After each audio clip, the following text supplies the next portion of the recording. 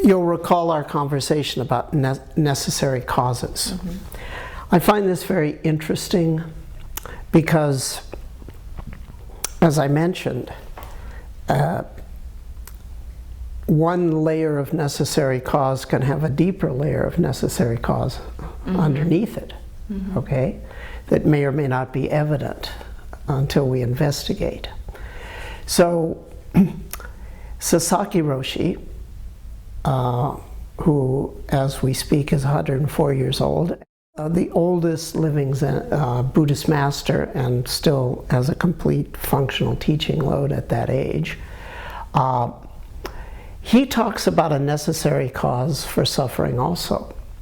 It's clearly related to Tanha, but it's not the same word. He doesn't use that very often, the Tanha. There is a word in Japanese that means Tanha, shujaku. But I have hardly ever heard him talk about shujaku. Instead he says, jiko o kote suru koto wa yoroshiku nai, meaning it is not a good thing to fixate the self. He talks about fixation as a necessary cause of suffering. All you have to do is unlearn the habit of fixation, and you can pass all the koans, and you will be enlightened and happy. So what I find interesting in this formulation is that he uses a related but different word, subtly but significantly different word for the necessary cause for suffering. And it doesn't have the connotation. It has, for the positive. Well, it has a very different, I mean, if you say craving, it has a certain reverberation. If you say fixation, even though it's related, it has another reverberation. And the reverberation of fixation is, well, that's starting to sound like a global physical parameter in the information processing circuitry of the nervous system.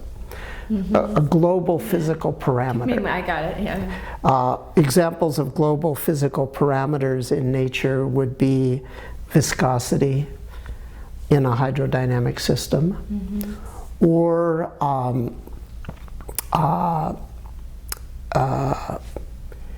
resistance or impedance in an electrical system. Okay, resistance in a... And didn't the Buddha talk about a potter's wheel having friction? Wasn't that one of the... I seem to vaguely remember a metaphor like that, but I don't remember the specific. Like the potter's wheel, if it has friction versus when it moves smoothly? We're going to have to look that up. That sounds extremely interesting. If you would find that for me. Yeah, I will. That might be, wow, we should definitely look that up. That's a homework assignment. Okay, there I go. Okay, so, and actually friction in a mechanical system.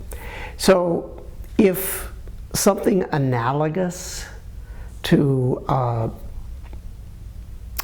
in electrical resistance or hydrodynamic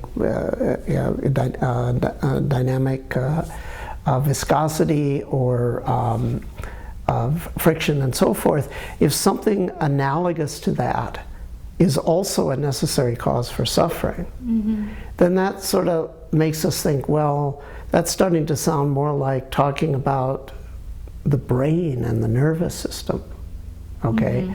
Whereas craving is somewhat, I mean, sure, we know there are centers, et cetera, et cetera. Right, and we're connected to a sense of self that's craving versus fixation that something's happening in the system. That's sort of like something that either happens, you know, in nature things freeze, they melt, okay? Right. So what is particularly interesting is if we think about a parameter like what's called the Reynolds number. Now this is a characteristic of flow systems. Okay, there's a way of computing a parameter which characterizes the flow regimen, flow regime.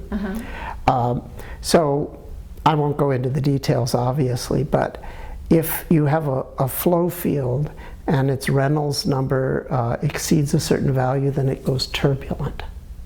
But if it isn't in that at that level, it's smooth and laminar.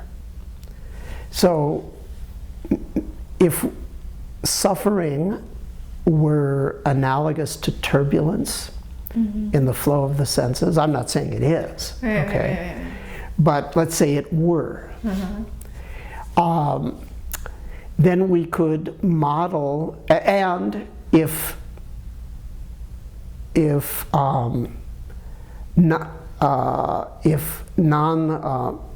non-turbulence, okay, were, or if the turbulence was dependent on some sort of parameter that we could identify with the physical functioning of the nervous system.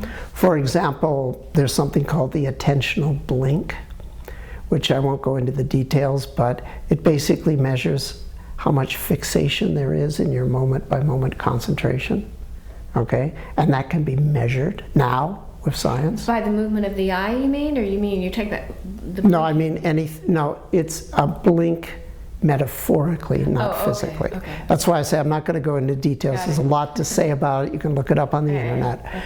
But essentially, it's something that can be measured now with reaction times. And it's physical, it's not subjective, it can be objectively measured. And it's thought to correlate with the degree to which one is inappropriately holding on to things. Really? Yes. Wow. And therefore... But there's a judgment there of appropriate and inappropriate. Well, no, there's not, and that's why I'm not going to go into the whole... Got it. Basically, well, I guess I have to now. I'm sorry. Let's say that you're given a sequence of sensory events, and your job is to track the sensory events. If you inappropriately hold on to a previous event, you're going to blink or miss the arising of the next event. Oh, yeah. So what they found is in meditators, there's less of that. Oh, okay. Seeming to indicate... And that's more presence? Yeah. Well, it's related to sensory clarity, but it's also related to the equanimity of not inappropriately holding. Right. So we're already beginning to get some, and this is completely objective. It doesn't require any self-report because it's you either saw it or you didn't. I mean that's a self-report, but it's not really because they present it and you either you click or you don't. Yeah. Okay, it's not like, well, yeah, I remembered that, I'm going to tell you, okay? Right. So it's very objective in what it's measuring. Now, I'm not saying that correlates to what Sasaki Roshi calls fixation, but it's already beginning to be it doesn't matter what you're attending to, this phenomenon can be in any of the senses, okay? Right. It's already beginning to look at possibly another necessary cause for suffering. If something like the attentional blink is related to what Sasaki Roshi calls fixation, and then you can untrain that or maybe cause an intervention that prevents it, okay, of some sort. I don't know what, okay, but let's say it's possible to do that. Now we're talking about eliminating other kinds of necessary causes for suffering. Or let's just say that we take the early Buddhist one, Tanha. So when you have Tanha, you can't have, all you got to do to experience nirvana is get rid of Tanha. In other words, all you got to do is knock that card and the house of cards that is the suffering falls. Well, let's say that what the Buddha called Tanha is actually on the second tier of that house of cards.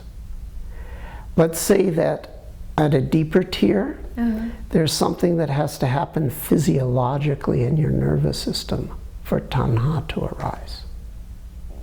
Hypothetically, that it's not unreasonable. Right. So if and that means any and all tanha, not just craving for cocaine or shopping, but any and all, okay?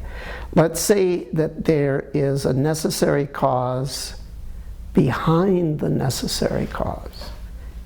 And the necessary cause that is behind a necessary cause is completely neurophysiological in nature. Then there could be interventions that directly address that at a neurophysiological. To keep the other from arising at all. So you knock out the physiological necessary condition for tanha, therefore you knock out tanha, therefore you knock out what blocks perfection. Right. So or potentially any piece of research into craving, if it were done very deeply, might unlock a key physiological mechanism. What I find interesting is that you can't get much funding for research on enlightenment, but you can get funding for research on drug addiction. Isn't that funny? And if research on drug addiction were to go very, very deep and very, very broad, it's possible that the necessary cause for tanha could be found and eliminated. Which would mean, if we take the Buddhist model, that there would be a physiological, and don't ask me what kind, because I don't know. If I did know, I'd get the Nobel Prize, okay? I have no idea. Is it some super kind of biofeedback? Is it fMRI biofeedback? Is it TMS stimulation? Is it what they call dreads, which is, it sounds bad, but they're like these. Sounds like a hairstyle. No, it's designer. It's designer drugs for designer receptors. It's like the cutting edge of neuroscience. Anyway, who knows what? But if there were a way to knock out the necessary cause for the necessary cause, and it was purely physiological, then nirvana would actually simply happen. Now, what I find the delicious notion is that